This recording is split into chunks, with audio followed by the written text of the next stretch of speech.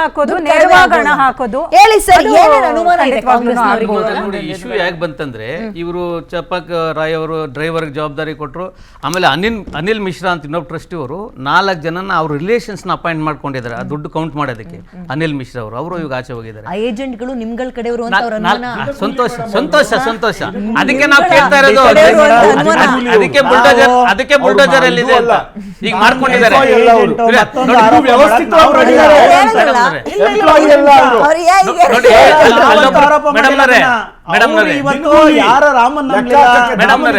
ಅಲ್ಲೊಬ್ರು clerk ಇದು SIT report mention ಮಾಡಿರೋದು. ಅಲ್ಲೊಬ್ಬ ಕ್ಲರ್ಕ್ ಫಸ್ಟ್ ಅವ್ರ ಹೆಸರು ಶುಕ್ಲಾ ಅಂತಾನೆ, ಅವರು ರಿಪೋರ್ಟ್ ಮಾಡ್ಕೊಳ್ತಾರೆ ಎಷ್ಟು ಹಣ ಬಂತು, ಯಾವ ಕೌಂಟಿಂಗ್ ಏನಂತ.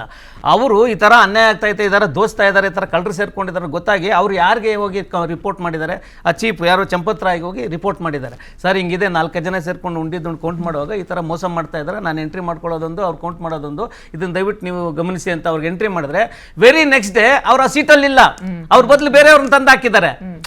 ಇದು ಪ್ರಶ್ನೆ. ಎರಡನೇದೇನಂದ್ರೆ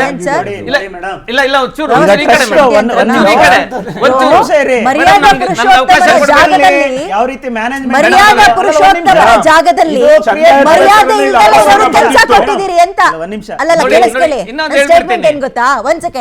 ಮರ್ಯಾದಾ ಪುರುಷೋತ್ತಮನ ಜಾಗದಲ್ಲಿ ಮರ್ಯಾದೆ ಇಲ್ದಲ್ಲ ಇರೋರಿಗೆ ಕೆಲಸ ಕೊಟ್ಟಿದ್ರಿ, ಅಯೋಗ್ಯರಿಗೆ ಕೆಲಸ ಕೊಟ್ಟಿದ್ರಿ. ಅವ್ನ್ ಪ್ರಶ್ನೆ ಕೇಳ್ತಾನೆ ಅಂದ್ರೆ ಸರಿಯಾಗಿ ಲೆಕ್ಕ ಇಲ್ಲ ಅಂದ್ರೆ ಅವ್ನು ನಾಳೆ ಆ ಕೆಲಸದಲ್ಲೇ ಇರ್ತಿರ್ಲಿಲ್ಲ. ಅವತ್ತು ಟ್ರಸ್ಟ್ ಗಮನಕ್ಕೆ ಬಂದಿದ್ರೆ ಅವತ್ತೇ ಕಿತ್ತಾಕ ಕೆಲಸ ಮಾಡಬೇಕಾಗಿತ್ತು. ನಮಗೆ ಗೊತ್ತಿಲ್ಲ. ಒಂದ್ ನಿಮಿಷ ನೋಡ್ರಿ, ಆ ಮಾಹಿತಿ ಅಲ್ಲಲ್ಲ, ಒಂದ್ ನಿಮಿಷ.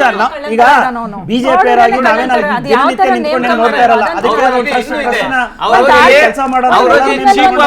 ಅವರೇ 92ರಿಂದ ಅಯೋಧ್ಯೆಗೆ ಏನ್ ಯಜಮಾನ್ರು ಇದ್ದಾರೆ ಅವ್ರಿಗೂ ಕಂಪ್ಲೇಂಟ್ ಮಾಡಿದ್ದಾರೆ. ಆ ಯಜಮಾನ್ರ ಇನ್ವಾಲ್ವ್ಮೆಂಟ್ ಇದೆ ಅನ್ನೋದು ನನ್ನ ಆರೋಪ. ಕಂಪ್ಲೇಂಟ್ ಮಾಡಿದ ತಕ್ಷಣ ಅವ್ರೇನ್ ಹೇಳ್ತಾರೆ, ನೆಕ್ಸ್ಟ್ ಡೇ ಇವ್ರ ಸೀಟಲ್ಲಿ ಬೇರೆಯವ್ರು ಬಂದು ಕುತ್ಕೊಂಡಿರ್ತಾರೆ, ಆಮೇಲೆ ಇದು FIR ಆಗೋದು. ಈಗಲೂ ನಂದೇನು ಆರೋಪ ಗೊತ್ತಾ, FIR ಆಗಿ ಪೊಲೀಸರು ಅವನ್ನ ಅರೆಸ್ಟ್ ಮಾಡಬೇಕಾದ್ರು ಚಂದನ್ ರೈನ, ಇವರು ರಿಸೈನ್ FIR ಆಗಿ ಇನ್ನೇನು ಸಾಯಂಕಾಲ FIR ಆಗುತ್ತೆ, ಅವ್ರ ಹೆಸರಿಲ್ಲ FIR ಅಲ್ಲಿ ಇವತ್ತು.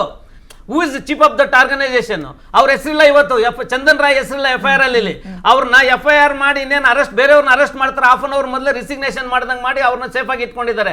ಆ ವ್ಯಕ್ತಿನ ಅರೆಸ್ಟ್ ಮಾಡಿ ಇನ್ವೆಸ್ಟಿಗೇಷನ್ ಮಾಡಿದ್ರೆ ರಾಜೀನಾಮೆ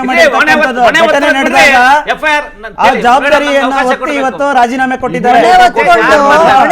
ರಾಜೀನಾಮೆ ಕೊಟ್ಟಿದ್ದಾರೆ ಯಾರು? ಚಂಪತ್ ರಾಯ್.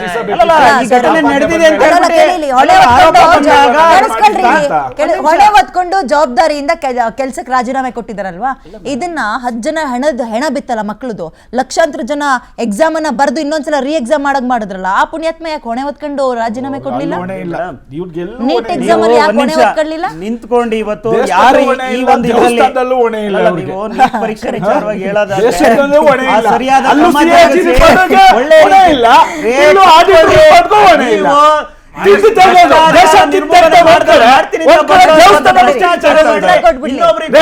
ಭ್ರಷ್ಟಾಚಾರ ಏನಿಲ್ಲ ನಿಮ್ದು ಹೇಳ್ರಿ. ದೋಸೆನೇ ಇಲ್ಲ ಕಣ್ರಿ, ನಮ್ ದೋಸೆ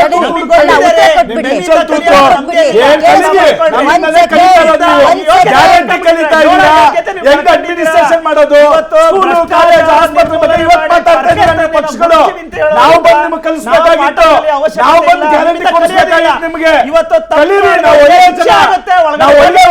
ತಲೆಯಲ್ಲಿ ದೇಶ ಕಿತ್ಕೊಂಡು ಬಂದಿದೀವಿ ನಾವು. ಕಲೀರಿ, ನಮ್ಮನ್ನ ನೋಡಿ ಕಲೀರಿ. ನೀವು ನಿಮ್ಮನ್ನ ನೋಡಿ ನೋಡ್ಕೊಂಡು ಬಂದಿರೋ ದೇಶದಲ್ಲಿ ಘಟನೆ ಬಗ್ಗೆ ಮಾಡಿ, ಟ್ರಾನ್ಸ್ಪರೆನ್ಸಿ ಮಾಡಿ